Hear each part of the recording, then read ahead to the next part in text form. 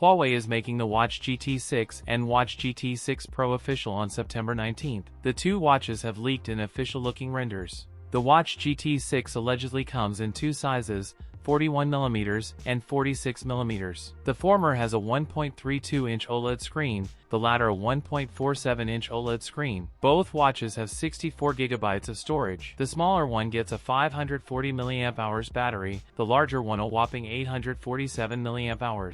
Watch GT6 Pro offered with black, brown, and silver straps. The Watch GT6 Pro will come in 46mm only, featuring the same screen size and resolution. All three models pack an accelerometer, gyroscope, compass, barometer, ambient light sensor, depth sensor, and can track body temperature, heart rate. Also be NFC on board, along with GPS, a microphone, and a speaker. The Watch GT6 41mm is rumored to be priced at €259 in the Eurozone, with the 46mm model going for €279. The Watch GT6 Pro will cost €379. That's it for today's video. If you enjoyed it, don't forget to like, comment, and subscribe for more content. Thanks for watching, and I'll see you in the next one.